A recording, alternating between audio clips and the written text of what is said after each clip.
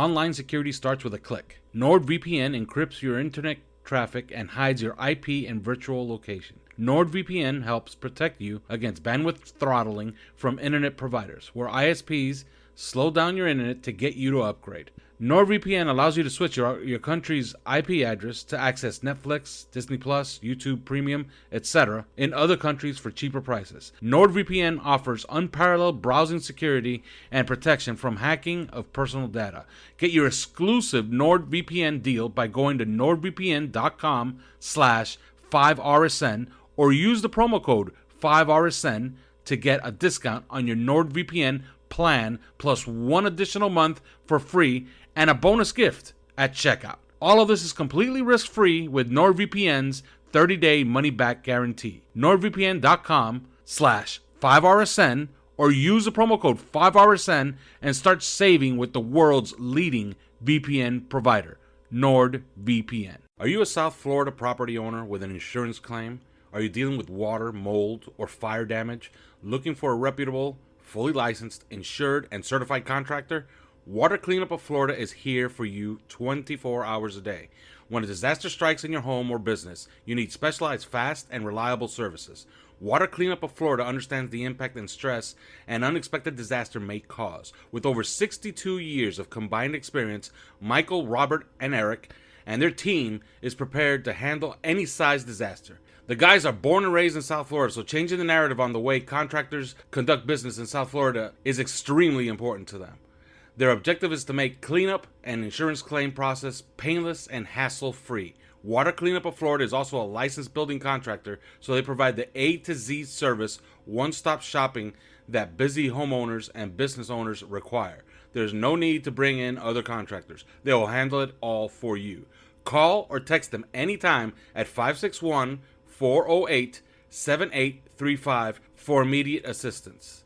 The number again, 561-408-7835. Water Cleanup of Florida. This show is brought to you by Prize Picks. Prize Picks is a revolutionary new daily fantasy game whereby you pick 2, 3, or 4 players to go over or under their fantasy point projections, and if you're correct, you win. Pick 2 or more players from the same sport or league, or go cross leagues for your parlay. Use the promo code 5, that's FIVE, 5, and receive a 100% instant deposit match up to $100. But first, sign up at prizepicks.com to start winning today. Welcome to 3 Yards Per Carry, a podcast covering the Miami Dolphins and the NFL. Now, here's your hosts, Chris, Alf, and Simon. And we're on, and welcome to 3 Yards Per Carry. I'm Alfredo Arteaga. Simon Clancy is here. Chris Kaufman is here. The band completely together again. This is, 3 weeks in a row? New record. Anyways, as always, this show is brought to you by Manscaped. Use the promo code 5RSN, 20% off your entire order. Use it, 5RSN. And by the way, you should join OnlyFans. If you were on OnlyFans, very quickly, Simon, do you know how many people are on the planet right now? 743. Well, billion, you mean, right? No, just the rest are just ghosts. Oh, possibly. It's 7.7 billion people. 54,000. Perfect. 7.7 out of 7.7 billion people. About 850 were the only ones that knew that Cedric Wilson was a priority and Alec Ingold was a priority. Now, you ask me, how is that possible? Well, they paid $3 a month to us on Patreon for OnlyFans. Get on there. You're getting good news. You're getting insight on all the signings. You're getting updates. You're getting some breaking news, some news foreshadowed, some, I guess, predictions. Enjoy it. Plenty of talk. Last night, there was a big back and forth about which city is crappier, Coral Gables or Miami Lakes, of which I was a part of. All right, Simon. Let's start here. Emmanuel Agba. In December, on the same channel, OnlyFans, we heard a number, and we posted a number, that was eerily similar to the number he signed at. In December, we had reported 60 for 4 and about 32 guaranteed. Well, he got 65 for 4 and 36 guaranteed. So it's pretty close. Pretty good business. It seems like he really wanted to be here, and they got him right at market. You agree, Simon? Yeah, I think it was a good deal for a good player. It's a business, and you could understand if he was let go. We'd heard back into the year that the Dolphins were pushing to sign him, but couldn't get it over the line. But it was good to get it done. I saw a couple of hours ago that the Bills were making him their number one priority if he'd hit free agency. Bills obviously have just signed Von Miller in the last few minutes to give you an idea of when we're recording. But yeah, I mean, can't argue with getting Agba back. It's been a good player for us for 2 years. Not just sacks, but strong against the run, sets a good edge, leads the NFL in passes batted down. So yeah, top player. And also, the people that said that Agba didn't want to sign because he hated Tua, I mean, seriously, fucking grow up. Chris, pretty good business all around, right? We ended up in the same place we kind of started in December. That's kind of good news. He really, really wanted to be here. It's probably the first time in memory that I can think of that they actually stared down one of their own guys.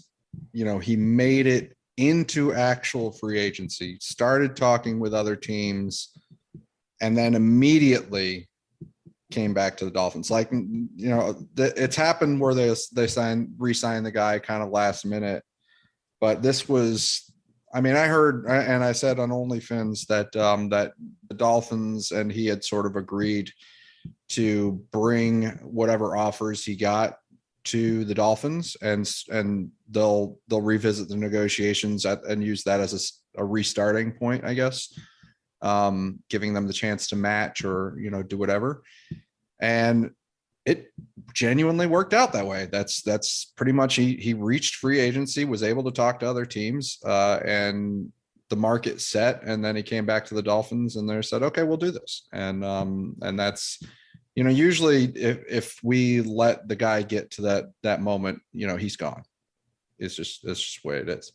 But, this time it worked out and we got him back. So I think there's a sigh of relief, because you do want to keep that defense intact, and he's a big part of it. So yeah, speaking of the defense, they brought back a bunch of their linebackers as well, and Nick Needham got tendered. So it's pretty much everybody from last year is back. They did lose Matt Collins today, but let's move on with some new faces. Where do you guys want to start? You want to start us off, Simon?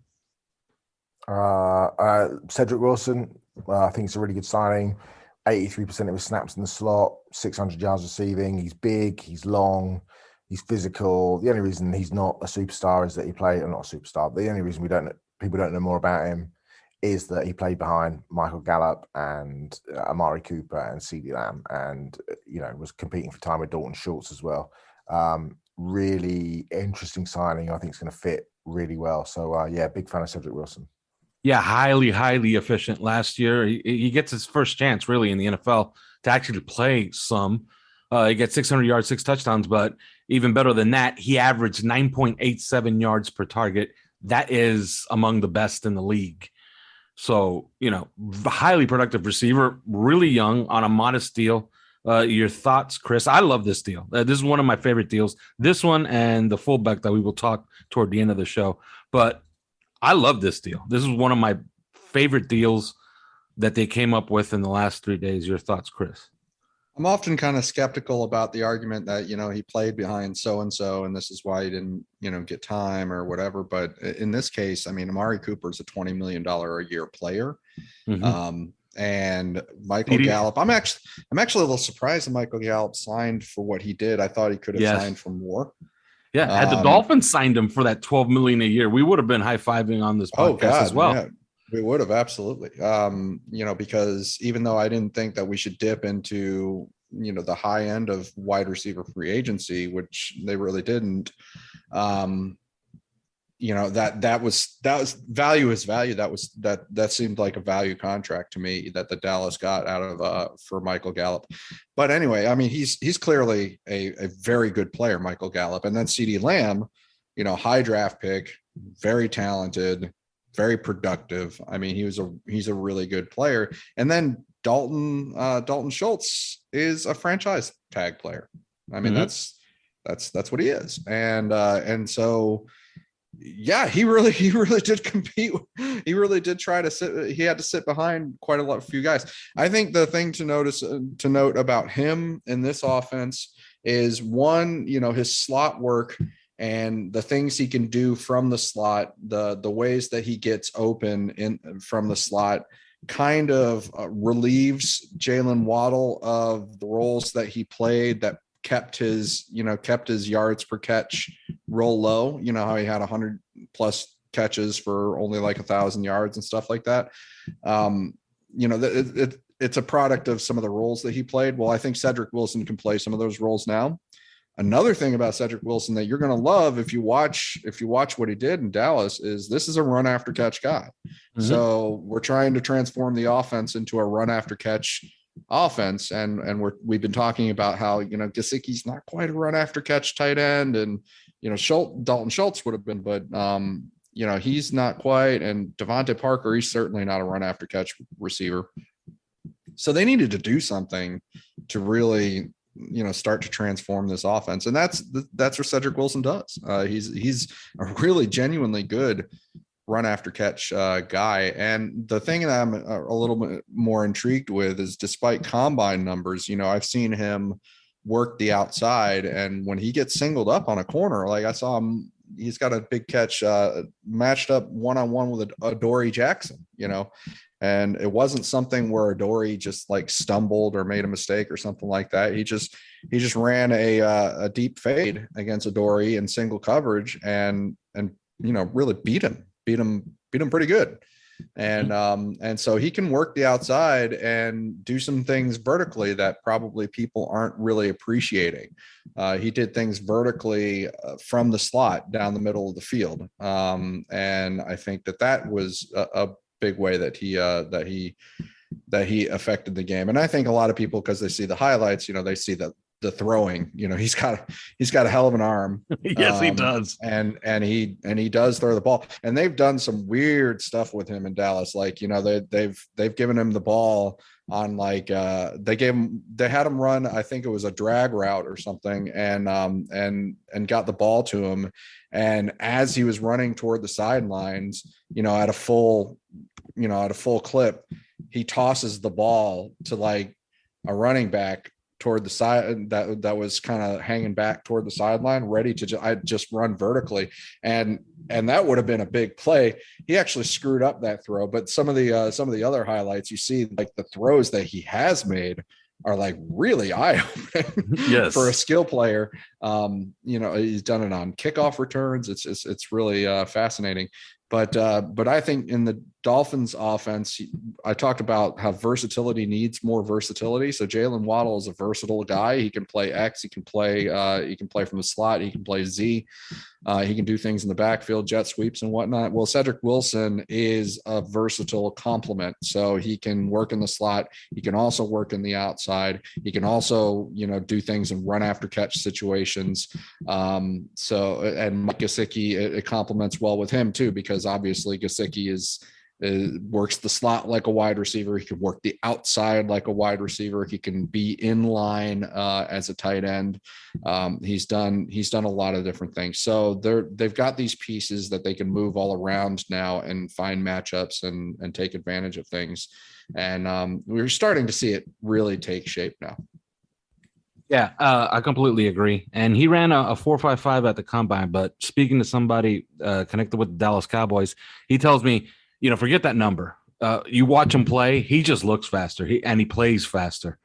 I was surprised by that number when I saw it, because I watched him on tape and I was like, oh, this guy's a vertical threat. Yeah. And it's always great to talk to a Dolphin fan and somebody actually connected with the team, and they're actually mad that they lose the guy. You know what I mean? It's always a good thing. All right, Simon, staying with the offense, your thoughts on Chase Edmonds? How does he fit, and what kind of player is he? He's fast. He fits the He fits the scheme perfectly. He's twitchy. He can line up all over. He can play him out of the backfield. He can take jet sweeps. He's got good hands. He's decent blocking. He can play out the slot. He's got slippery hips. He's got, some juice to the second level. He's got excellent vision. He's a real sort of jump cutback runner. Good contact balance. It's a good player. 6.1 million guaranteed. Well, what's not to love about that? Yeah, like if I was talking to somebody this week, and they were asking me.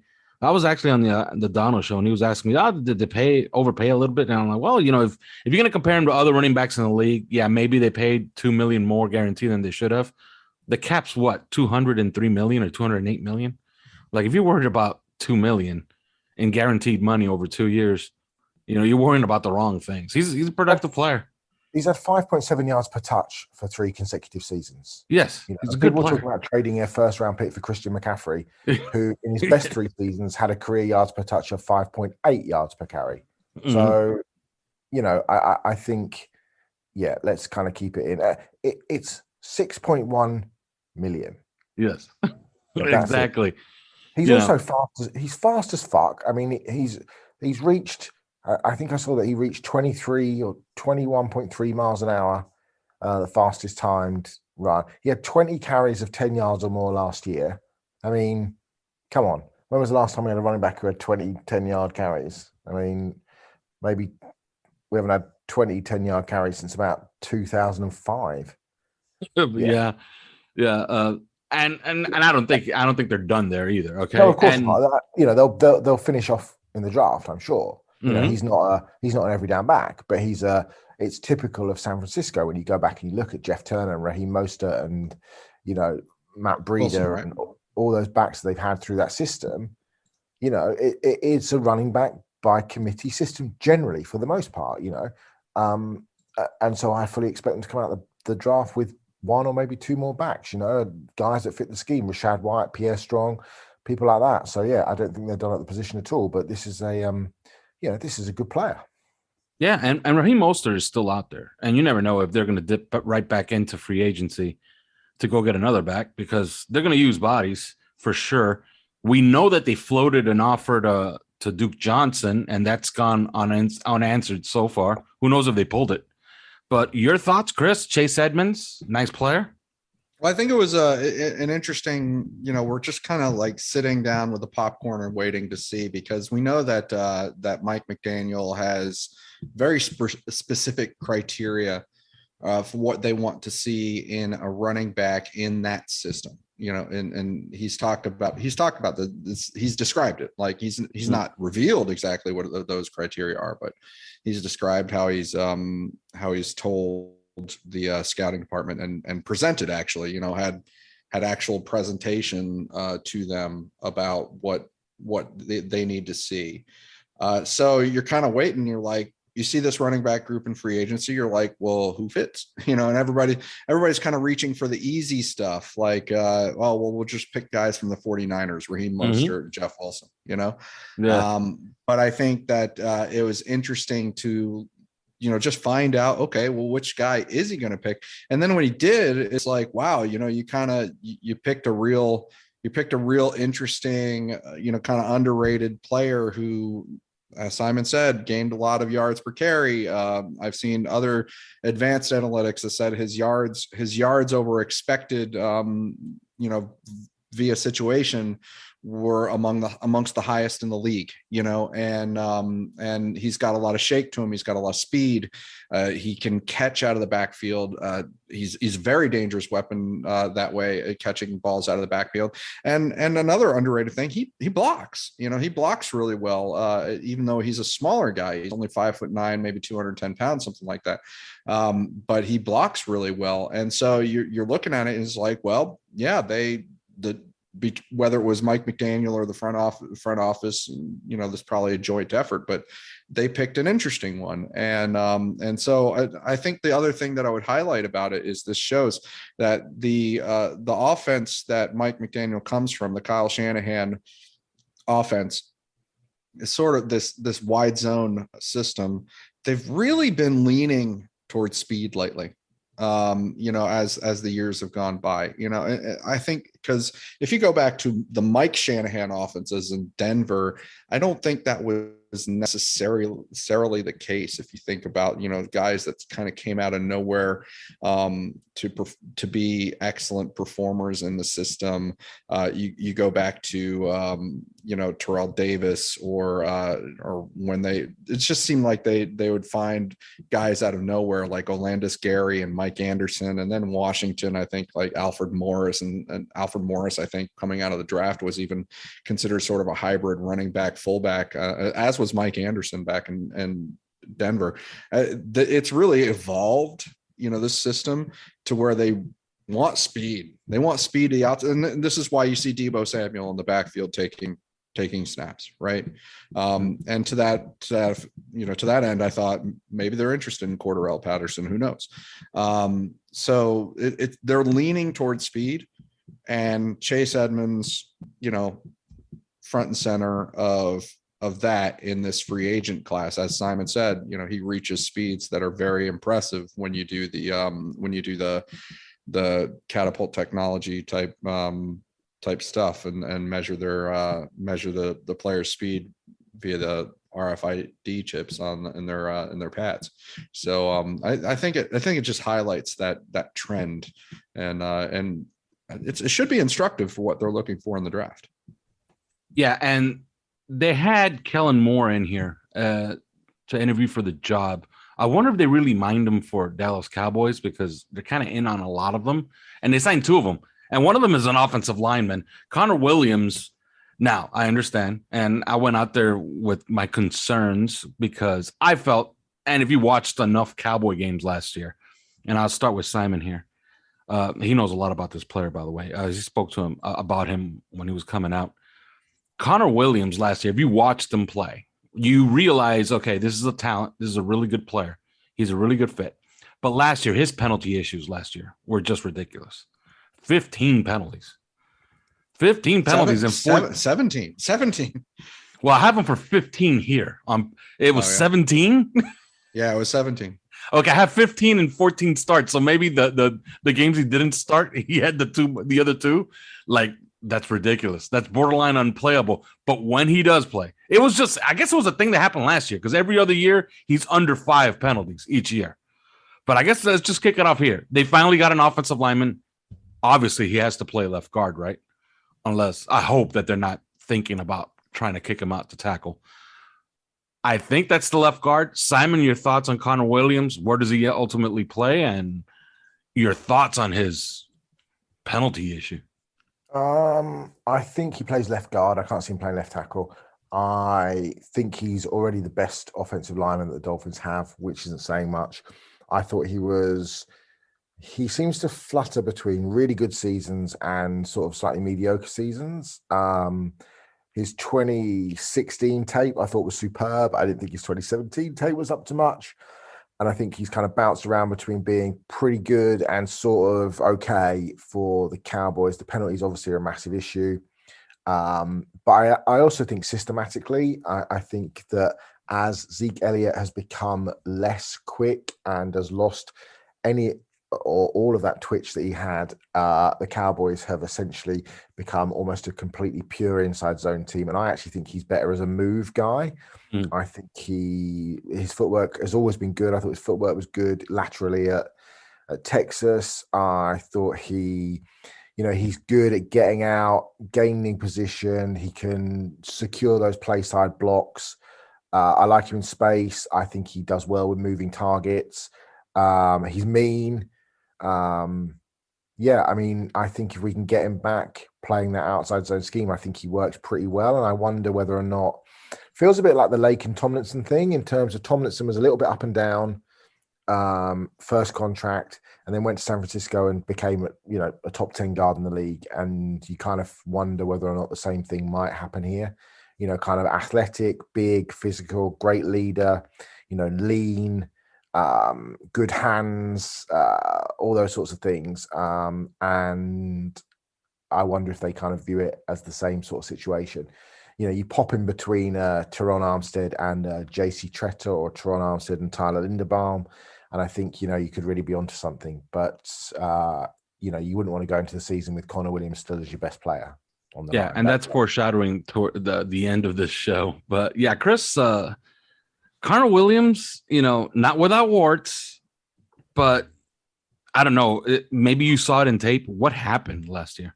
Like, that's just odd. Well, it's so first off, it's sort of like when you say warts, let's keep in mind the 17 penalties, really problematic, really unacceptable, really costly. Every single one of those is basically like a sack. Think of it like that. So think of them as almost like giving up 17 sacks last year. I hate to interrupt you, but for you PFF heads, Conor Williams was off the charts last year. So as far as a blocker, he was really, really good.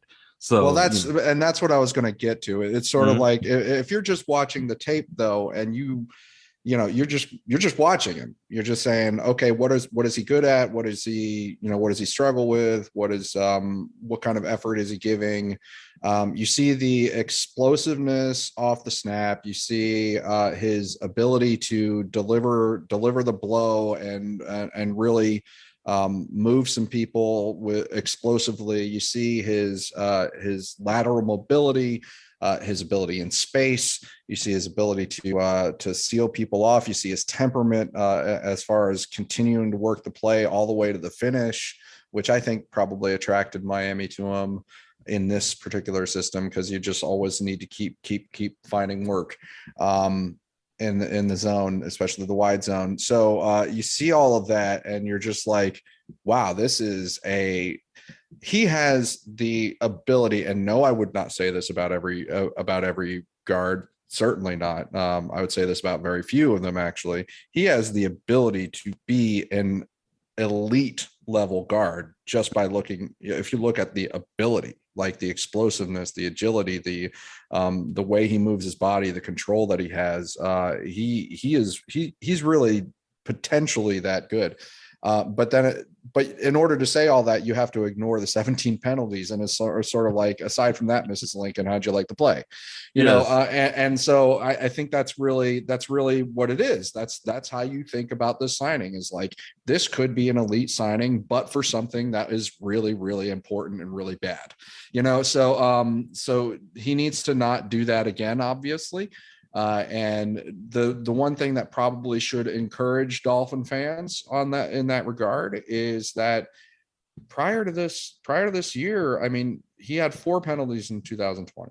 He had 6 penalties in 2019. He had 6 in 2018. These are normal amounts of penalties for an offensive lineman. And even if you look at this year, there was basically like a 4-game stretch where he had 8 penalties, and that's what got him benched. And let's face it, he was benched for like 4 games. He had 8 penalties in those 4 games. The other 54 games that he played most of the game, and he was a very normal guy as far as penalties are concerned. So what happened there? You're hoping it's nothing. Just like Matt Skura last year when he got the yips, as far as snapping the ball. You're like, okay, we're hoping it's nothing. Now, it didn't work out with Skura in Miami, but certainly, Skura ended up on the Giants and started all year and probably did better than anybody in Miami did. So I think that's the hope here. I just know this: when you throw down the tape and you look at it, you're like, okay, he could be excellent. Now, it would not surprise me if, I don't know if it's a desperation thing or whatever, however it shakes out, they may end up trying him at left tackle.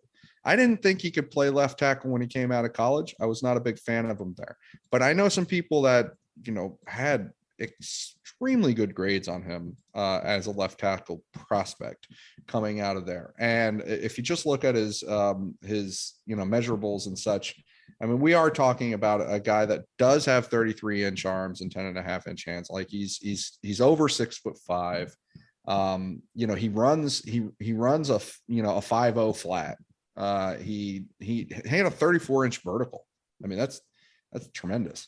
And 26 bench reps. I mean, he's a really good athletic specimen with requisite, I think, frame I mean, it wouldn't be unheard of for certainly in any way for a guy with his frame to actually succeed at left tackle.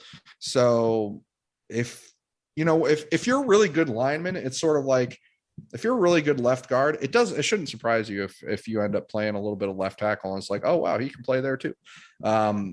Because really good players manage to be really good players. And so it wouldn't surprise me if under some sort of bad circumstances or a non-ideal circumstances, he ends up playing out there.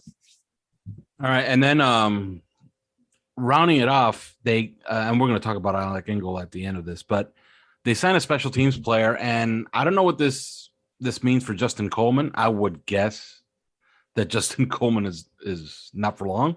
I don't know if he's going to compete, but Keon Crossan is now a Miami Dolphin, and it's a 3-year deal worth $10 million, which is kind of scale for what he's going to be. Your thoughts, Simon, on this player? I don't believe he was the captain for the Texans special teams, but he's widely considered one of the better special teams players in the NFL. Yeah, a friend of mine, a Patriots fan, who obviously played in New England, messaged me when we signed him to say you've just signed the best special teams player in the NFL. I think he had 8 special teams tackles last year, which would have led the Dolphins in special teams tackles. He can play on sub-package units. He's just he's one of those sort of bottom of the roster types that has more value than a bottom of the roster type, just in terms of, our special teams units weren't very good last season at all. So yeah, I think he's just well respected. He's a bit like Michael Thomas in a way. Yeah, he's a bit like Michael Thomas in terms of what he brings to the team. Apparently he's a really good locker room guy as well. Just a really, really good special teams player, and apparently a really nice guy too. Yeah. I know some Giants journos are like, he's an absolute like gem. So yeah, I think just a solid, and fans are like, oh, who's this? And this is terrible. Yeah. I think people already understand how it works. You've got football is about 3 distinct and very different units. It's okay if your offense is amazing, your defense is amazing. If your special teams are shit, it's not going to make any difference because you're not going to win anything. You've got to have a good kicker, you've got to have a good punter, you've got to have a great coverage unit. You've got to have a good leader. You know about this, Simon. For how long was Green Bay one of the better 5 teams in the NFL, but they had such bad special teams that they would rear its ugly head every single year in the playoffs in important spots? Green Bay didn't win the Super Bowl or didn't get to the NFC Championship because their special teams unit was fucking garbage. Look, go back to the game against the 49ers where they missed a field goal. They had a punt blocked. They had a big return. Yes. The only way the 49ers scored was on the punt return, on the punt block. And it had been consistently. The reason that they signed Rich Bisaccia as their special teams coordinator this season is because their special teams were so heinous, and Bisaccia's a top 3 special teams coach in the league. I mean, go out and fix a problem. We had a problem. They've gone out and fixed it. He runs a 4-3. He's just a solid special team. He's the glue.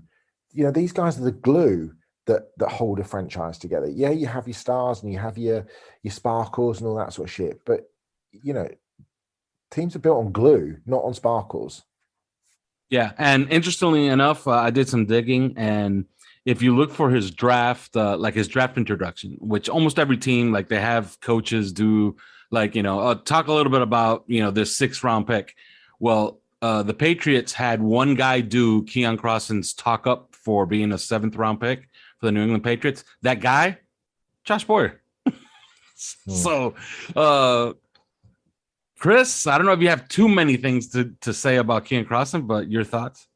A couple. Well, first off, Justin Coleman is a free agent right now, so yeah, that's what I was alluding to. I guess they're ghosting him. He's not going to be back.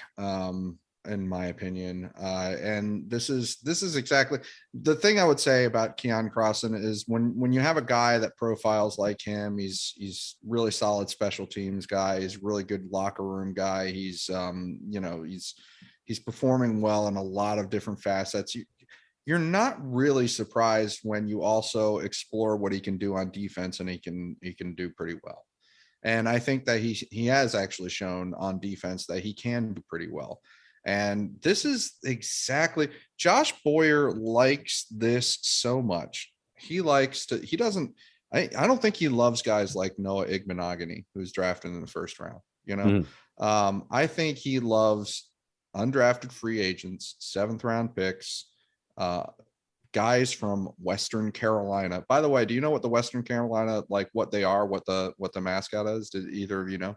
I'll admit something. I didn't know that Western Carolina was actually a school until you just said Western Carolina.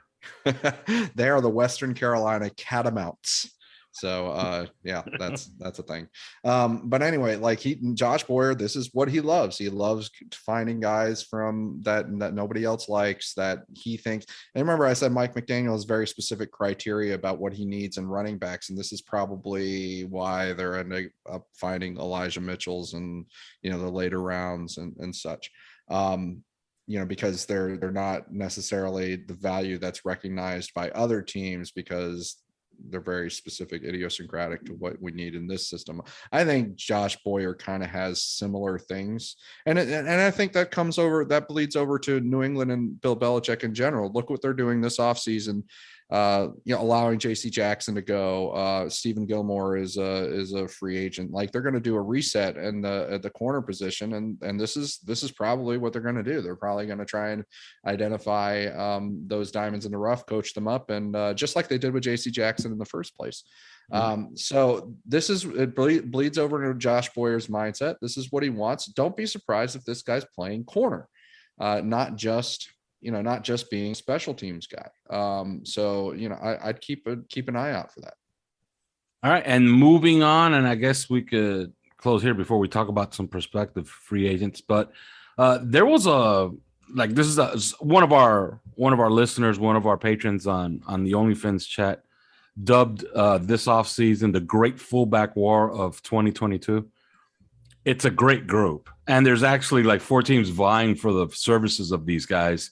It seems like Alec Ingold was really, really high in demand. Dolphins earmarked him immediately since, when he was cut by the Las Vegas Raiders. He was their 2-time captain in Las Vegas. He was a captain of the Wisconsin football team.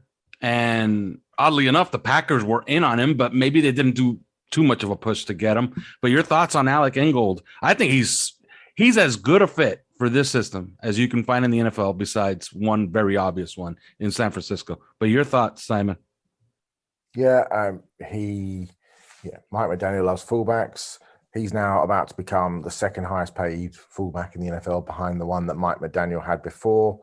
I know that John Gruden absolutely loved him when they were down there. Obviously, he's coming off a torn ACL. He's athletic. He's great in short yardage situations. I just think he's a perfect scheme fit. He's got good hands out the backfield, catches the ball well. I think I thought it was a surprise that the Raiders didn't tender him. He's a team captain as well. So another great locker room guy. I think I just know how the Gruden administration valued him, and it was extremely high. So I think just a really solid sign. I think Chris Greer's done a really good job. Miami can't be helped. It's not Miami's fault that Teron Armstead favors going back to the Saints, which he clearly does, and he's waiting to see what the situation is with Deshaun Watson, and we may get clarity on that later on this evening.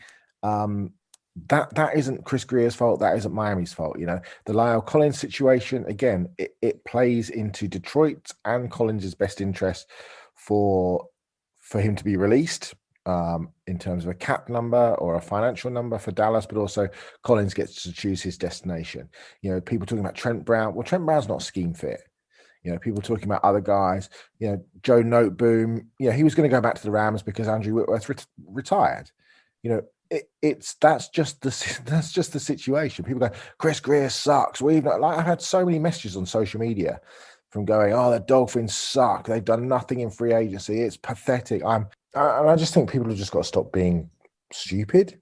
Essentially, if Teron Armstead decides to stay in New Orleans or Miami get outbid, that's as may be. It's not Miami's fault that somehow the Saints managed to clear $85 million worth of salary cap, and the guy who's been there all his career wants to stay there. That's not Chris Greer's fault. That's not Miami's fault. If it ends up being Dwayne Brown, then that's just the way it's going to have to be. And you look to next year and the kid out of Northwestern, the kid out of Florida State, the Clemson kid, Paris Johnson at Ohio State, whoever else comes out of the pack, that's just how it's got to be. But, even an offensive line that goes, let's say for argument's sake, Dwayne Brown, Conor Williams, JC Tretter, Rob Hunt, Billy Turner is significantly better than the shite we've put out on the field for the last few seasons. Is it ideal? Absolutely not. Is Terrell Armstead, Conor Williams, JC Tretter, Rob Hunt, Lyle Collins better? Probably, although, it's a toss-up for me between Turner and Collins, but, we can argue the toss on that. But that isn't Chris Greer's fault. And I think fans have just got to kind of this whole kind of, it's either one thing or the other. It's either it's amazing, we're going to the Super Bowl, or it's all shit, just shoot me now. And the truth often just lies just somewhere in between. Yeah. Look, I think this is excellent work on Alec Ingold. They earmarked him. They actually got into a tussle to get him, and they got him. That was their guy. That was who they and look, we had information that their number one target at wide receiver was Cedric Wilson. Well, guess what? He's a Miami Dolphin. And as soon as he got cut, their number one target at fullback in a system that's going to use a fullback was Alec Ingold. They got him too. That's good work. Chris, your thoughts on Alec Ingold? I think, he's not Kyle Juszczyk. And I think that's important to note. It's also important to note that Kyle Juszczyk just proclaimed us to go 16-1 this year because of our fullback selections. Right. I mean, he's clearly enthused about it. Ingold worked in the Wisconsin offense in college, which is very similar to what the Dolphins ran, and so or what they're running right now, and I think that that plays a part in this. Incidentally, Michael Dieter was snapping the ball as a center in that same offense. I think that he's, if you look at the fullbacks out there, Patrick Ricard was who people like because of the story that he was a defensive lineman and he's 300 pounds and so on and so forth. He's been strictly a gap player as far as being a fullback, and there is a difference between a gap fullback and a zone fullback, and Alec Ingold is clearly a zone fullback. So yeah, they identified what they need out of the fullback in this position. If you're going to have a guy on the field, they want him to be a multi-threat. And Ingold is, that's the difference between he and, for example, Andy Yanovich, who was a guy that I earmarked as like, well, if you're going to get a fullback, just pay Yanovich a small contract, like pay him hardly anything. He makes the roster. He's there on the field to do what he's there to do. Just very simple. But Ingold is the only guy, I think, among the fullbacks that you trust to do that, but also you think that he might be doing some other things like catching the football and running. So I think, they probably went for he's got the ACL, and that's a big deal. It's probably something that maybe we don't talk about enough, but excluding that, yeah, they got the guy that probably fits the best, and that has the most versatile set of weapons. All right, and then rounding out this, and then I promise you, we will talk about the 6'5", 305-pound guy that we're trying to bring in here, and is that we're waiting on. But if Tua Tagovailoa goes down for any extended time or for a game this year, it won't be Jacoby Brissett, Simon. It'll be Teddy Bridgewater that comes in. I think that alone has already improved it from last year's team. Pretty good signing, I would say. Best backup we've had here in a while. Yeah, Simon? Absolutely. I think it's a really good signing because I don't think there's any guarantee that Tua plays 16, 17 games a season, and you're getting one of the best backups in the league. He's a borderline starter, great locker room guy, local guy. I think he'll really help Tua. I think he'll really help Mike McCarthy. Mike McDaniel. Mike McCarthy. What? Mike McDaniel. yeah, I mean, you can't argue with signing one of the best backup quarterbacks in the NFL when you've had a quarterback who hasn't been able to finish his first 2 seasons. So if Tua does go down for any stretch, then you feel comfortable or more comfortable with Teddy Bridgewater than most NFL backups. Chris, this is 2 years too late, I would say, right? But I guess 2 years ago he didn't want to take what was on the table, right? Although I talked to his father at a Pep Boys. Yeah. He gave me his phone number. I tried to call him for the first time in almost 2 years, and he changed the phone number. So I guess I lost the source. He did. I think last year it was said when they signed Jacoby Brissett that we just got the best backup in the league. So now all of a sudden this year we're signing Teddy Bridgewater, and again people are saying we got the best backup in the league. So we were obviously wrong last year. There's appropriate reason to be skeptical for fans that are inclined to be skeptical, and that's okay. And I get it. I did not think last year that we pulled the best backup in the league in Jacoby Brissett. I was not a firm believer in that. I think that what we saw during the season matched a little bit closer to my expectations for him. I do think that Teddy Bridgewater is better. I do think Teddy Bridgewater would have won us some of those games that Jacoby Brissett came into in place of Tua. As you said, Tua is a guy that can miss a game or two, clearly, and not just because the coach, pseudo benches him. And I think that so it improves the team in that regard. But the thing about it is also I question is when Tua has like a bad half, Teddy Bridgewater has been, he played 14 games last year. He put together pretty good performance. Won some games, and I think he had like a 94 passer rating or something like that. When Tua has like a bad half or a bad game or something like that, there's quite a few doubters of his out there. What are we going to hear? What's the conversation going to be looking like at that point? That's one thing I wonder. Also, Mike McDaniel, the way he described getting a veteran backup for Tua, doesn't really fit very well in my opinion, with Teddy Bridgewater, in as much as like it seemed like he wanted a guy who primarily is going to have that really great relationship with Tua and supporting him in the room and everything. And that doesn't sound like Teddy Bridgewater, because I know Teddy Bridgewater really wants to start. Mm-hmm. So he's coming into this year thinking that, Tua goes down, I'll have my chance and I'll be the quarterback of the Miami Dolphins, which is a dream come true. That's sort of not what I would have expected with him. On the other hand, Teddy is talented. He is a good quarterback. He and Tua have a lot of the same similar skill set, actually. And if Tua's not careful, a couple of years from now, he could be looking at himself in the mirror and saying, "Gosh, I'm the next Teddy Bridgewater." So I think that's interesting in that regard.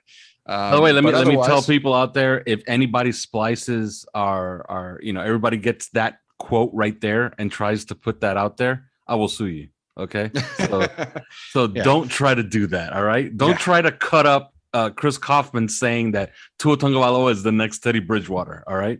Do not do that. I'm saying in a couple of years, if he's not careful and he does not improve, watch out. This is because Tua, I think, has already proven that he can play in this league. He's not busting out of it. He's not busting out of the league.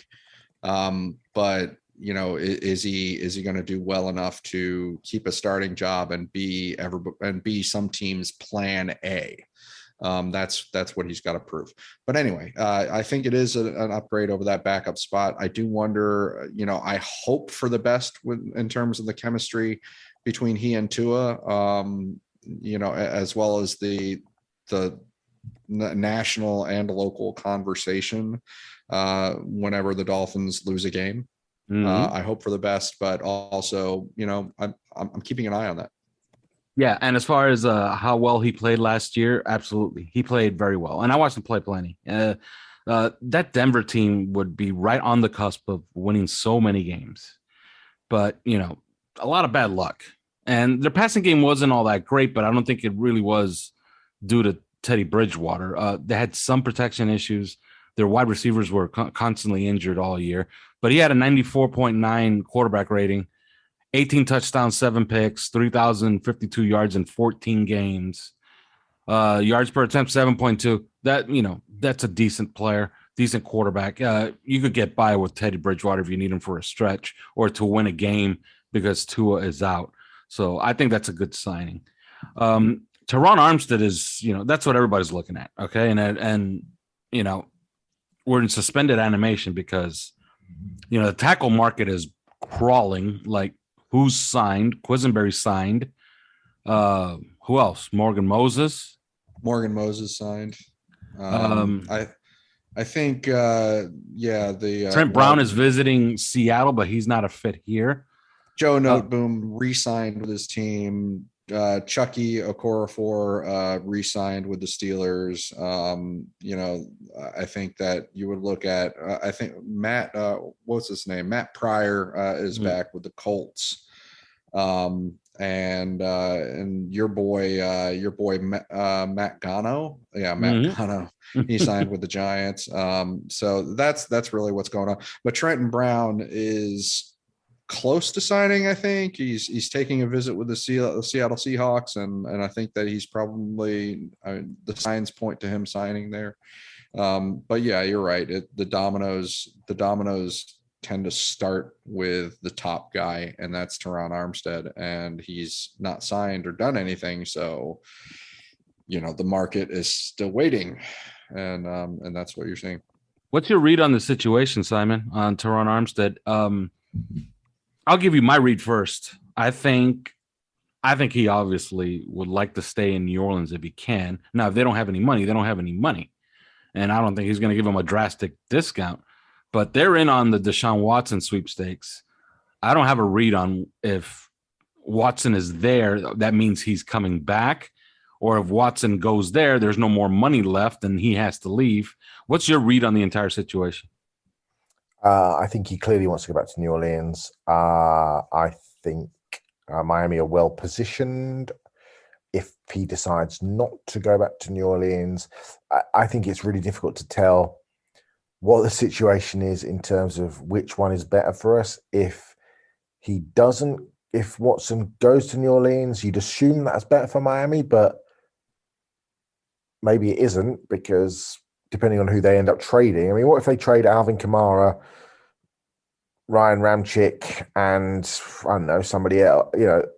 All of a sudden, money's getting moved around, and maybe they can fit both of them under the cap. I mean, they've got down from 85 million over to a position where yesterday they signed Marcus May for 3 years for 30 million. So, the cap is just a fallacy, really, in terms of that situation. So I can't work out whether Watson signing for them is a good thing or Watson signing for them is a bad thing, or if he doesn't sign for them, because if he doesn't sign for them, all of a sudden they've got, if they had this 35 million that they were going to pay Deshaun Watson every year, then they've got 20 million to pay to Teron Armstead. So, yeah, my read is I think we probably end up losing him because I think he goes to New Orleans. But I think if he leaves, I think he's coming to Miami. Yeah, I tend to agree. Chris, your read and what you think of the situation as far as Deshaun Watson is concerned. I think Simon mentioned it before. If they lose Teron Armstead because he really, really wants to be back in New Orleans, then it's really hard to nitpick the Dolphins about that. And go down the list of the tackles, and as Simon mentioned, Joe Noteboom going back to the Rams because he's got a guy in front of him that retired, and so it's obvious that he's got a chance there. Teron Armstead, I said this, like I was saying this a couple of days ago. I was talking about it on Twitter, on OnlyFins. I thought it looked very conspicuous that Teron Armstead's situation is very quiet as the New Orleans Saints jumped into the Deshaun Watson derby. And so, like Simon alluded to, I can't figure out whether Watson's signing would be good for us or whether Watson's signing would be bad for us in New Orleans. Because on the one hand, it could be, well, they definitely have no money. And that's what it looks like to me. But on the other hand, it could be like, well, if they do get him, then it's like Teron Armstead might give them a deep discount, because he wants to play with Deshaun Watson. So who knows? We'll wait and see. I think that Deshaun will probably make his decision tonight or tomorrow. It hasn't happened during the podcast, but it is in his hands. I do firmly believe that. The reports are all that the teams that are talking to Watson, meeting with him, all of them had to present trade proposals first that the Houston Texans are okay with. And so that's even to get in to meet the guy. And so I think from here it is Deshaun Watson's call. Do I want to be in New Orleans? Do I want to be in Atlanta? Do I want to be in Cleveland? Do I want to be in Carolina? So that's where we're waiting right now. And unfortunately we're stuck waiting for Teron Armstead, and it's probably affecting some dominoes on our end as well. But I do want to say, if we don't get him, who else would we get at that left tackle spot? And speaking specifically about left tackle, and it's slim pickings, but I think the most appropriate signing would probably be Dwayne Brown of the Seattle Seahawks. He did play for Kyle Shanahan and Kyle Shanahan's offense in his rookie year back with the Houston Texans. He is a perfect scheme fit. I mean, you watch the tape of him with the Seattle Seahawks. That is what he is. He's a perfect scheme fit. He still played, I thought, at a very high level last year. I looked at the tape, and I watched a lot of these tackles, right? And I watched like Eric Fisher and a lot of these other guys. To me, it wasn't, aside from taking aside to Teron Armstead, to me, it wasn't close. Dwayne Brown was still performing at a higher level than all of these guys. So that's probably, I would think that would be your plan B if Teron Armstead doesn't sign at that left tackle position. Now the right tackle is a completely different story, because we're talking about Lyle Collins. And Lyle Collins, as Simon alluded to before, it could be that Dallas doesn't get enough cap relief for if they trade him, but they do get cap relief if they release him and do it a post June 1st designation. And that could be why they want a premium in trade if they're going to trade him. Like, they need to be compensated to trade him and take the bigger cap hit. So that looks like it's heading for release. Kind of part of me is really worried about when he does get released, if he's just not into it with Miami. But I know that Miami are into it with him. So we'll see on that front. And I guess the biggest part of me, actually, and I'm curious to know your guys' thoughts on this too. Given that Dwayne Brown, yes, he's 37 years old. And so you're really worried about him in the medium term, like less in the short term, I think, but in the medium term, like 2023, 24, what are we doing there? But he's still performing at a pretty high level. Would the Dolphins be better off with Teron Armstead and Lyle Collins and then having to do whatever at the center position? I mean, it's given the need for experience and know-how at the center position, is probably Michael Dieter. So let's say Teron Armstead, Lyle Collins, and Michael Dieter at center. Would they be better off with that, in speaking strictly about 2022? Or would they be better off in 2022 with Dwayne Brown and Lyle Collins and JC Tretter at center? Like consider that package versus the reality of the other package. Which one would actually be better strictly this year? Which is supposed to be an important year for this offense. I'm curious what you guys think about that. That's a really, really good question. Of course, I think it has to do with how much tread is on the tire of Teron Armstead. Maybe if his injury issues the last few years, if it's real or not. If he plays 17 games, we're getting a top 3 offensive lineman. Forget left tackle. He's top 3 offensive lineman in the NFL if he plays all 17 games. But then again, JC Tretter, I didn't expect him to be out there. He's a top 5 center. So I think either one is fine. Longer term, man, you want that superstar. Teron Armstead, he has 3 Pro Bowls. His injuries have kept him from, piling up the accolades to point toward a Hall of Fame career. That ship has probably sailed, unless he has a very long, look, Andrew Whitworth, nobody had him in the Hall of Fame 7 years ago. Now he has a shot, right? Because he finished up pretty strong, played like almost 20 years. So, man, longer term, Armstead. Next year, Dwayne Brown, I would say, and JC Treader, of course. Your thoughts, Simon? Yeah, I mean, I don't think I can add to what you said. I think the other thing that people need to think about is trades. You go around and look at, left tackles, for example. We talk about it a lot. You go to the Green Bay Packers. Green Bay have got David Bakhtiari coming off an injury. He's age 31. Elton Jenkins is the long-term future at left tackle. They played half a season with Josh Nyman as their left tackle, who's a restricted free agent. Okay. Those are the sorts of conversations you have with teams. Taylor Decker is another guy. Detroit invested a very high pick in Penei Sewell, and they want to play him left tackle. What do they do with Taylor Decker? That's a conversation. Even Andre Dillard, Jordan Mailata is the left tackle of the Eagles and is going to be an absolute monster. If he already isn't. Andre Dillard has played pretty well at left tackle as a former first-round pick. There's another player. I think it's not just. I know we're all really focused on free agency and Armstead and what happens when you don't sign.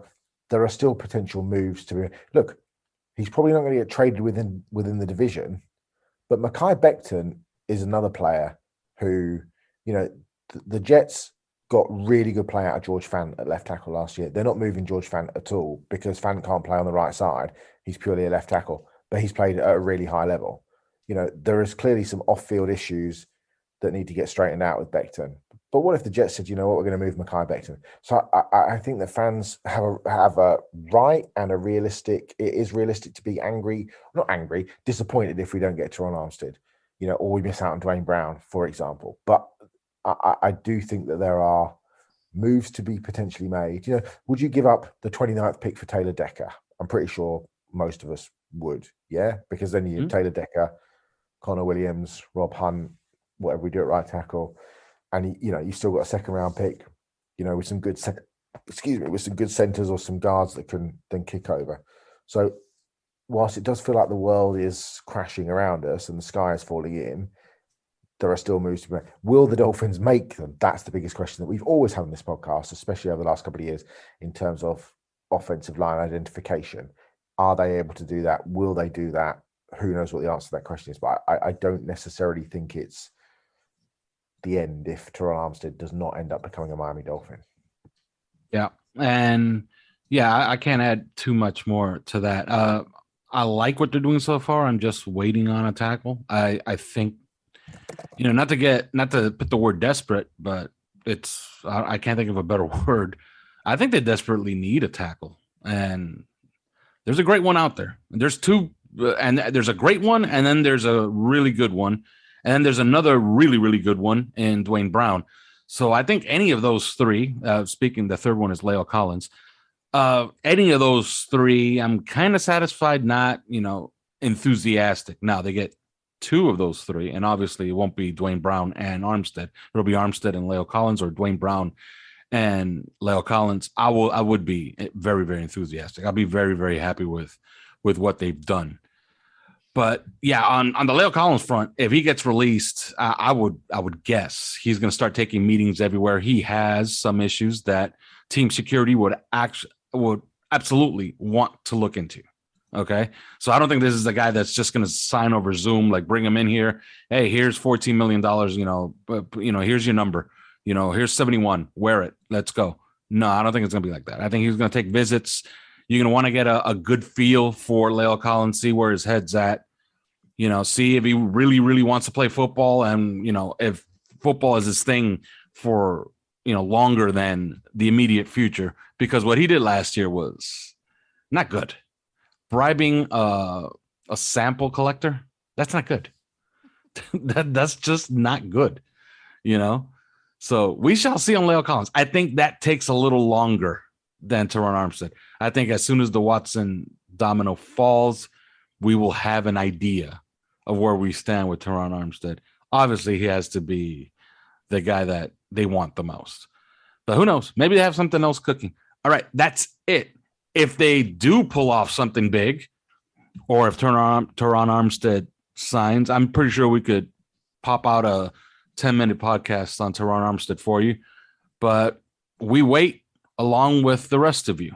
But till then. Thanks for listening to 3 Yards Per Carry. You can subscribe via iTunes, on Podbean, or your usual podcast provider.